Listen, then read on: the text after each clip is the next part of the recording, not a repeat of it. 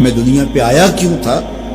وہ کیا خوب کہا تھا اکبر الہآبادی نے، کیا بتائیں احباب کیا کار نمایاں کر گئے، بی اے کیا، نوکر ہوئے، پینشن ملی اور مر گئے۔ زندگی کا یہ مقصد تو نہیں ہے۔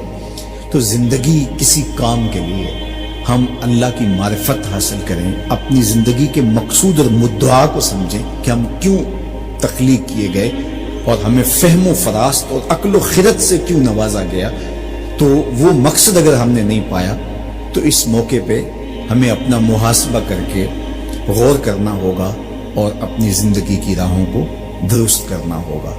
اللہ کے حضور رجوع کریں، سچی توبہ کریں۔ آج یہ تھوڑے سے حالات دگرگوں ہوئے اور موت آنکھوں کے سامنے رقص کرتی ہوئی نظر آئی۔ ابھی تو ہم نے سوشل میڈیا پہ مختلف لوگوں کی موت کے رقص کو دیکھا، ہم نے الیکٹرانک میڈیا کے اوپر مختلف ممالک کی خبریں دیکھی اور دل لرزنے لگے۔ اور جب اپنی آنکھوں کے سامنے ان لوگوں نے یہ مناظر دیکھے ہوں گے تو کیا عالم ان کا ہوگا اور کیا کیفیت ان پر بیتی ہوگی اور کس کرب سے، کس اذیت سے وہ گزرے ہوں گے۔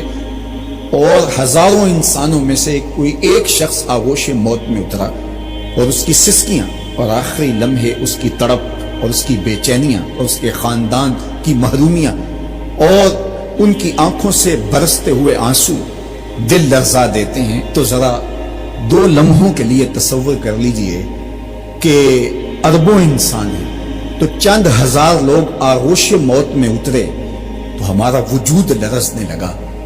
تو وہ لمحہ کتنا دردناک ہوگا جب یہ زمین بھی لپیٹی جا رہی ہوگی، جب آسمان بھی لپیٹا جا رہا ہوگا اور ہر ذی روح اس دنیا سے رخصت ہو رہا ہوگا، اور خوف قیامت اور قیامت کا وہ زلزلہ، وہ جھٹکا، اپنے اطراف میں دائیں بائیں آگے پیچھے لاشیں گرتی نظر آئیں گی اور پھر جسموں کے پرزے اڑتے ہوئے دکھائی دیں گے۔ اذا زلزلت الارض زلزالها واخرجت الارض اثقالها وقال الانسان ما لها یومئذ تحدث اخبارها۔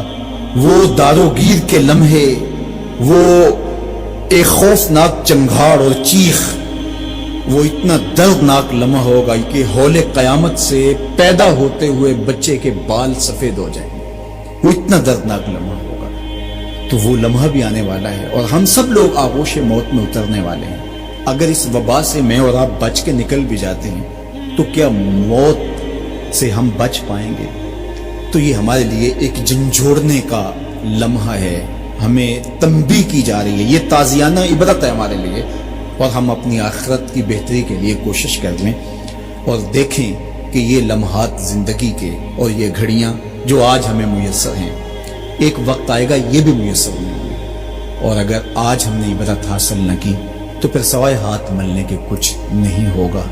وہ ایک فقیر تھا، بازار سے گزر رہا تھا تو لوگوں کو دنیا میں کھوئے ہوئے دیکھا تو دل میں رحم جاگا، تو ان کو سمجھایا کہ یہ سب کچھ دنیا ہی نہیں ہے، اس دنیا کے بعد بھی کوئی جہاں ہے، تم نے کسی کے حضور پیش ہونا ہے اور اپنے اعمال کی جواب دہی تمہارے کندھوں پہ ہے۔ تو آؤ اپنی آخرت کو یاد کرو اور اپنے رب سے تعلق جوڑ لو۔ لوگوں نے کہا جا بابا کام کر، تجھے کیا پتا کہ دنیا کی لذتیں کیا ہیں اور ہم کس کام کاج میں لگے ہیں، جا اپنا کام کر۔ وہ شخص دل برداشتہ ہو گیا، وہاں کھڑا ہو کے آنسو بہانے لگا۔ کوئی شخص گزرتا ہوا رکا تو اس نے ایک شخص کو روتے ہوئے دیکھا تو رک کے کہنے لگا کہ کسی نے تجھے تنگ کیا ہے، کسی نے تیرے اوپر کوئی زیادتی کی ہے، تم کیوں رو رہے؟ اس نے کہا کسی نے کوئی زیادتی نہیں کی، بس ان کے رویے نے رلا دیا۔ کہا کیا ہوا؟ کہا گزر رہا تھا، ان کو دنیا میں کھوئے ہوئے دیکھا، دل میں خیال جاگا کہ ان بندوں کی اور رب کی صلح نہ کروا دوں۔ تو کہا پھر کیا بنا؟ کہا وہ تو مان گیا تھا، یہی نہیں مانا۔ وہ تو کہتا تھا لے آ میری دہلیز پہ، میں سارے گناہ معاف کر دوں گا۔ التائب من الذنب کمن لا ذنب لہ، گناہ سے توبہ کرنے والا ایسا ہو جاتا ہے جس طرح اس نے گناہ کیا ہوا ہی نہیں۔ نامہ اعمال سے بھی گناہ مٹا دیے جاتے ہیں، فرشتوں کی یادداشتوں سے بھی محو کر دیے جاتے ہیں، اور گناہ جس جگہ پہ کیے زمین گواہ ہوتی ہے، ہاتھ پاؤں گواہ ہوتے ہیں، سب جگہوں سے محو کر دیے جاتے ہیں۔ اور گناہ سے توبہ کرنے والا ایسے ہوتا ہے جیسے اس نے ابھی ماں کے پیٹ سے جنم لیا۔ تو کہا وہ تو کریم ہے، سورج ابھی مغرب سے طلوع نہیں ہوا، رحمت کا در کشادہ ہے، توبہ کا دروازہ بند نہیں ہوا، تو میرا خیال تھا ان بندوں کی رب کی صلح کروا دوں۔ تو وہ تو مانتا تھا ہم تو مائل بکرم ہیں، کوئی سائل ہی نہیں، لیکن ان سے بات کی تو یہ نہیں مانے۔ خیر وقت گزر گیا، وہی شخص 2-1 دن کے بعد قبرستان کے قریب سے گزرا تو وہی فرد وہاں روتا ہوا پایا گیا۔ تو اس نے پھر اپنی گاڑی اپنی سواری روکی اور کہا بابا عجیب شخص ہے، بازاروں میں بھی روتا ہے، قبرستانوں میں بھی روتا ہے، آج کیا مسئلہ تجھے ہوا؟ کہا مسئلہ وہی میرا کل پرسوں والا ہے۔ کہا کیا ماجرا ہوا؟